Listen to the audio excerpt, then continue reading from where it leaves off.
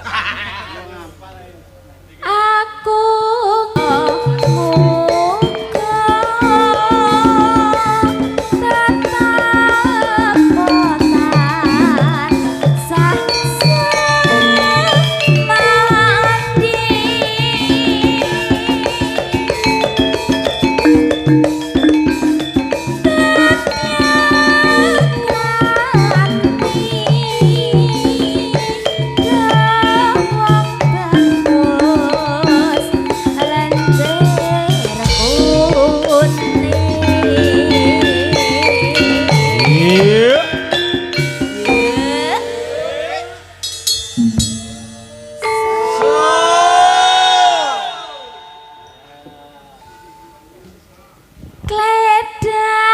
kledang kae teko pranyot pancen cine tetan citra gelang alit welut iso saung komo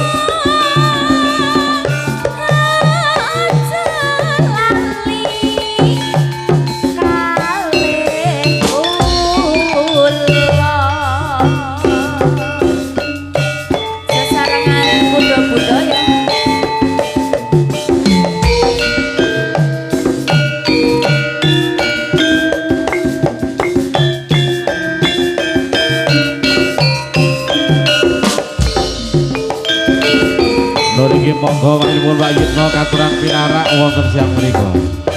Sesarkan kuda budaya.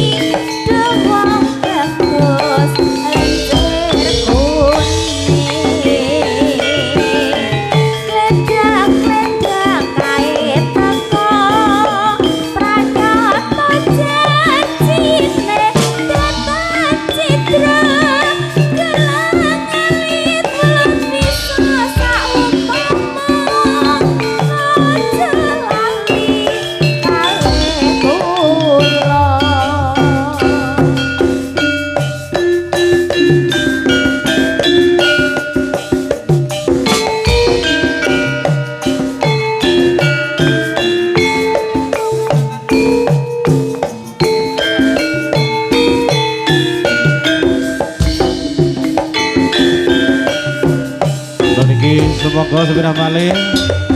sesarengan kuda budaya dumateng para rawuh para dulur-dulur katuran pinarak wonten tiyang mriku.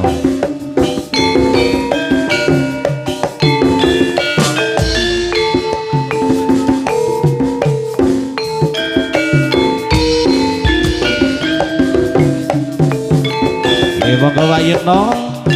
Terus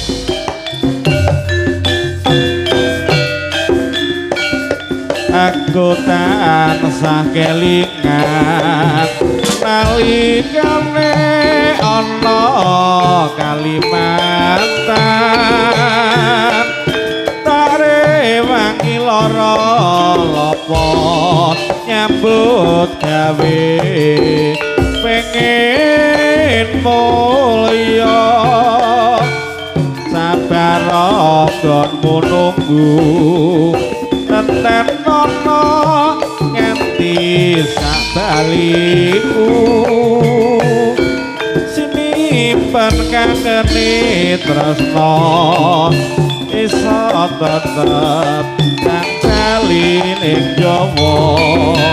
Kalimantan banyu sing tak ombe kabeh mau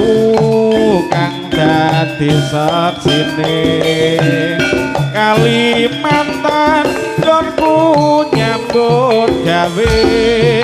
ning tresnaku ya mung kanggo kowe nadyan adoh ing paran mung tansah gedhe rasa katresnan ing Kalimantan lan Jawa ora bisa metotake tresna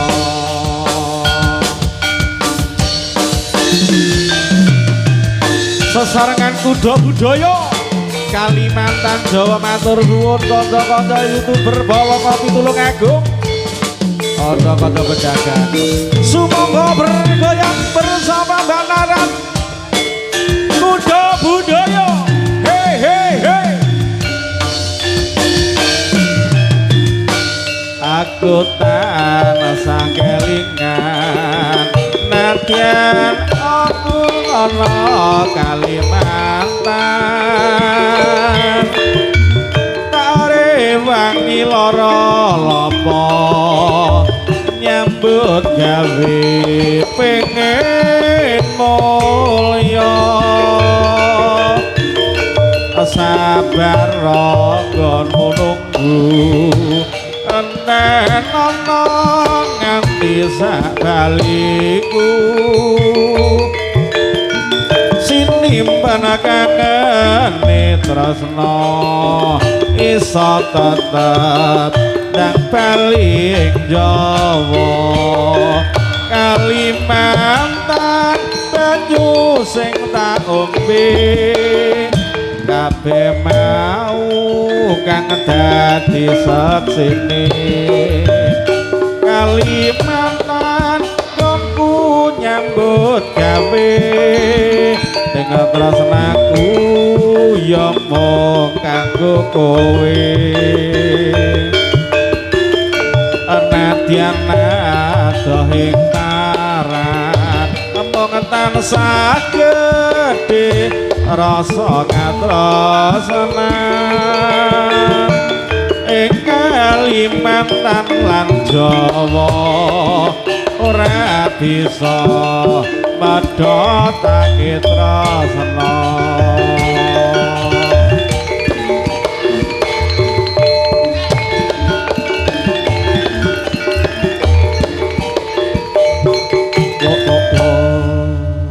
nggih matur gunging panuwun menika kala wau menggahipun tetembangan lumantar saking kuda budaya wonten siang menika nggih minangkani sepindah malih wonten panjenenganipun Kakang Mas kawula Mas Bagus sak keluarga kalian dening para dulur-dulur ingkang sampun kasengguyung kerjasamanya AB Mulya dan juga AB Pro Audio Profesional wonten jam menika. Sesarengan kalian kanca-kanca amburadul sumangga nenggih para bujangga ning atur ingkang bawangke badhe ngaturaken menggahipun obong dupa wonten siang menika katuraken dening para kanca-kanca pangrawit sumangga dumateng panipun Bapak Dasar.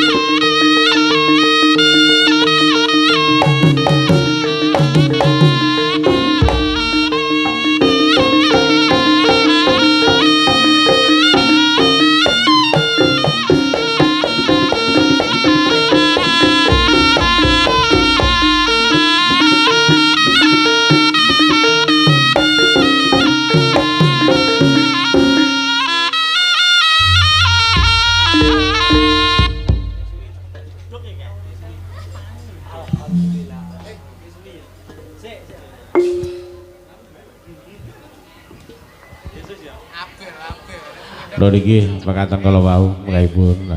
aturing obong dupa wonten panjenenganipun Bapak Dasar sampun katuraken wonten siang punika nggih dumateng para rawuh para lenggah sedaya katuran pinara ingkang sekeca sumangga samangke ugi badhal katuran dening para putra putri kados dulur-dulur sing sedastean wonten ngajeng niki nggih khususipun kanca-kanca pedagang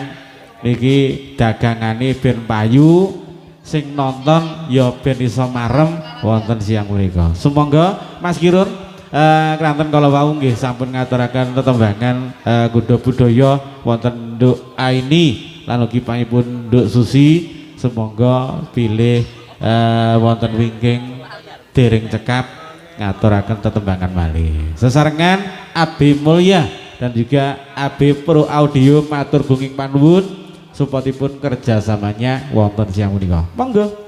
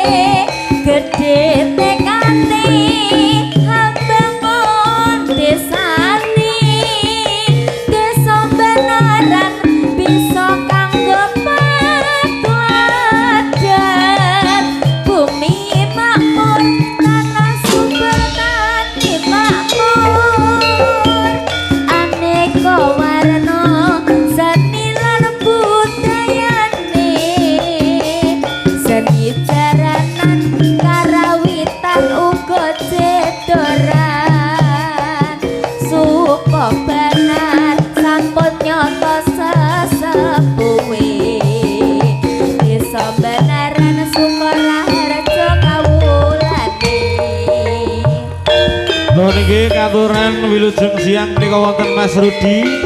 saking Kuda Matra Yono katuran pinarang kanca-kanca Batang Saren sugeng rawuh.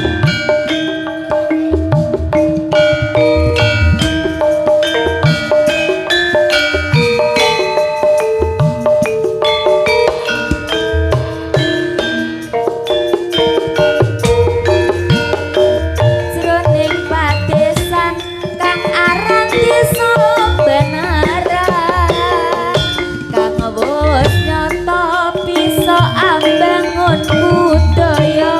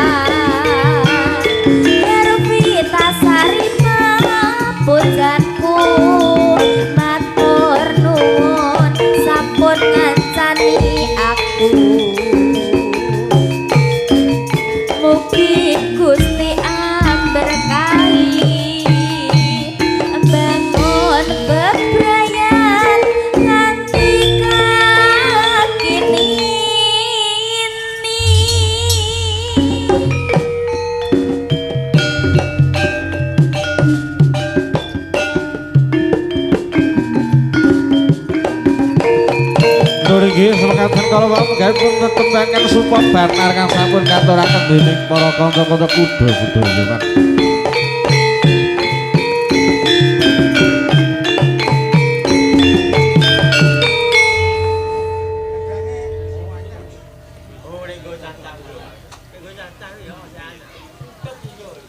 Lagi tetembangan supo banar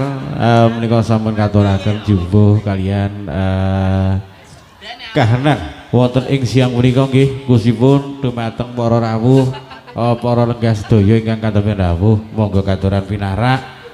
menika dumateng manipun Mas Rudi kang wijil saking leladan Batang Saren Kudapatra Yurna lalugi wonten manipun Mas Galang nggih kelanten wonten siang menika minangkani pamundhut saking tuan rumah pramila monggo samangke kagem panipun kanca-kanca saking pundi kemawon saged katuran pinarak lan ugi saged handherekaken lelampahipun kuda budaya ingkang badhe ngaturaken tari jejogetan menggih para putra-putri ingkang samangke badhe katur monggo dulur-dulur lan ugi para ibu-ibu khususipun ingkang mapan wonten ing leladan desa Banaran siang punika ingkang samangke tasih wonten dalem ingkang badhe amirsani khususipun kuda budaya monggo kula imutaken sepindah malih kompor gasipun ingkang tasih wonten wingking monggo samangke dipun cek rumiyin sampun dipun pateni napa dereng lan ugi pintu rumahipun ingkang samangke badhe tumuju wonten ing sasana panggung gembira kuda budaya sumangga dipun kunci rumiyin supados samangke boten wonten sedaya pepalang ingkang badhe ganggu gawe dumateng kula panjenengan sedaya ugi para penonton siang menika kang nderek-nderek hangestreni adicara wonten dalemipun Mas Bagus kalian Mbak Retno saperlu niki wau ulang tahun putranipun ingkang 9 tahun ingkang paling asma wonten Dik Novandra Fares nggih pramila semoga samangke suka parisuka mbok pilih wonten wingking niki mangke wonten Mas Kampret lan ugi wonten panipun kanca-kanca ingkang tasih ngaturaken busana langkung rumiyin Mas Kirun kados padatan niki pun suwe ora ketemu dening kanca-kanca YouTuber, kanca-kanca pedagang lan ugi kanca-kanca pangrawit amburadul. Monggo saged ngaturaken tetembangan Heman lamun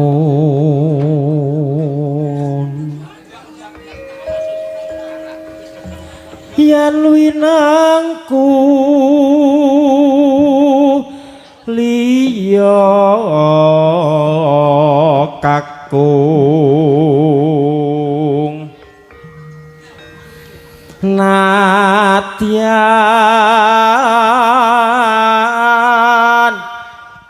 wis randha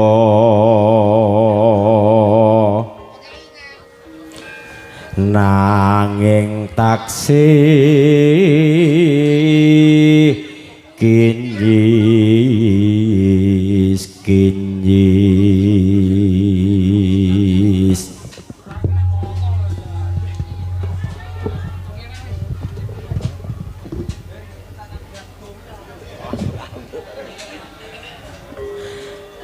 nadyan londo dasar ayu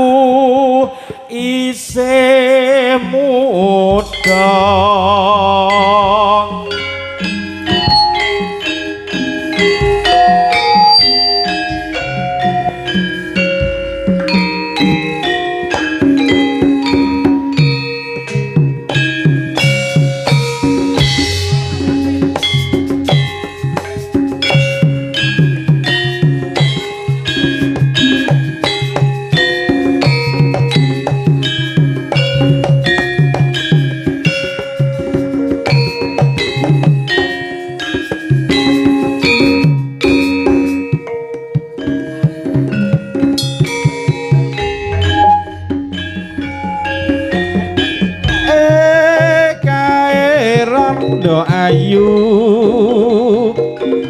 sabetino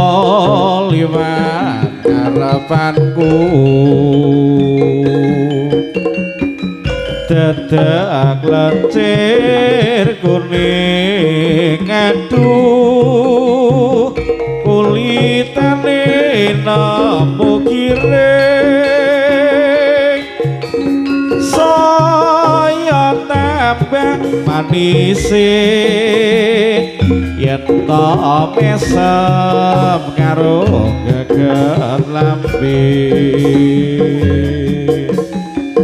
yen ngendikan sopan aduh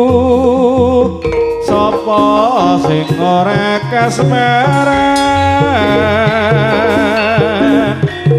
yen menganggo sarawa pantun napa luput yen kula kepencut rawuh sadina wae rasane kaya sesasi suwene kadyan rondo ning ayu suwe-suwe kapikan atiku sasat rinten dalu aduh lam-laman rondo sing ayu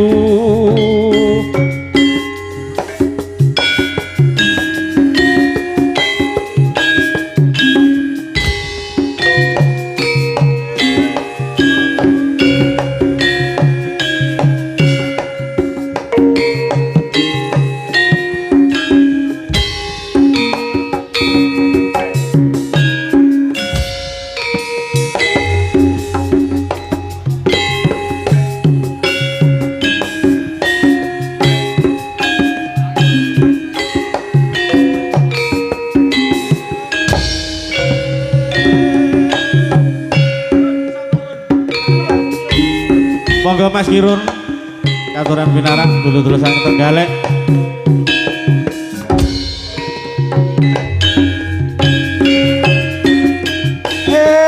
kae rondo ayu sabetin lo liwat harapanku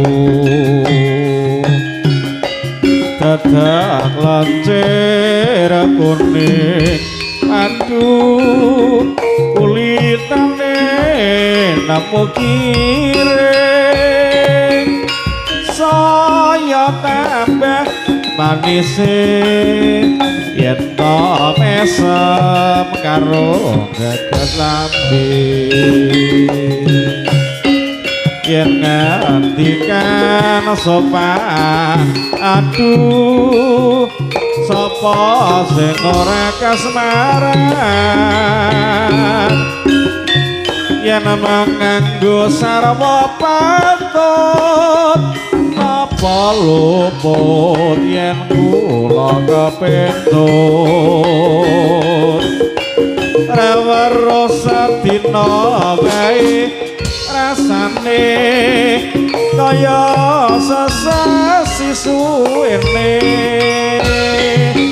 nadyan rondo ning ayu suwe-suwe kapikat atiku sasat rinten dalu